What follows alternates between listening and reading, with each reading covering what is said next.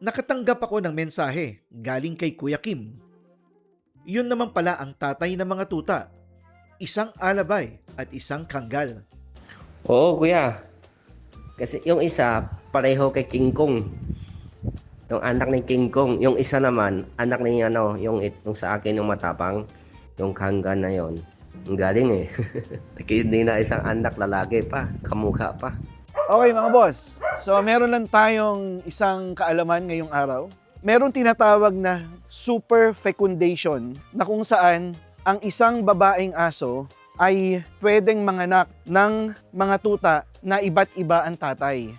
So normally daw to nangyayari to sa mga aso at pusa. Ako naniniwala ako doon dahil sa mundo ng aso, merong mga times na yung mga asong kalye at yung mga aspin na pakalat-kalat diyan sa daan. Shoutout sa mga irresponsible dog owner na kuminsan yung babaeng aso na in-heat, ang nakasampa sa kanya ay kulay black. Then, pagdaan mo ulit, mamaya ang nakasampa na color white. So, ibig sabihin, ang karaniwan tanong ng mga tao ay, pwede ba yun? At pwede bang manganak ng iba't ibang tatay ang isang babaeng aso? Ang sagot doon ay pwede.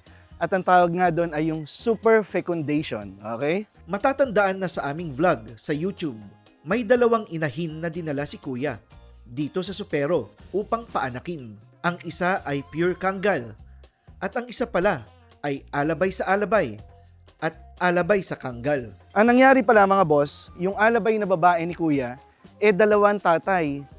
Ang tatay ay isang kanggal at ang tatay ay isang alabay. So ito na yung mga anak, no? Pero bago yan, papakita ko muna yung pure kanggal. Okay? Pure kanggal muna tayo. Ito yung pure kanggal. Kanggal to kanggal ang nanay at tatay. Ito, kapatid ni Lakan at Kim, no? Nga lang, mas batang generation to. Yung isa, ito yung may dalawang tatay. Unahin natin yung alabay sa alabay. Ito yan. Ito yung alabay sa alabay, mga boss. Oh. Ang tatay nito, si King Kong, yung aso na galing sa akin. Ang nanay ay alabay na import from China, yung brindle. Ito na yung kapatid niya, pero ibang tatay. Salbahe to eh. Itong malaki na to. So ito, kanggay din to. Kanggal sa alabay. Kulay niya, kanggal. Ang ulo niya, kanggal. Kamukha nung ulo nung kanggal na maliit. At tingnan niyo naman to.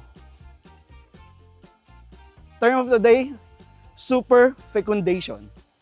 Walang ganun sa tao. Sa lang, sa mga aso. Yun lang po sa ngayon at maraming salamat sa panonood.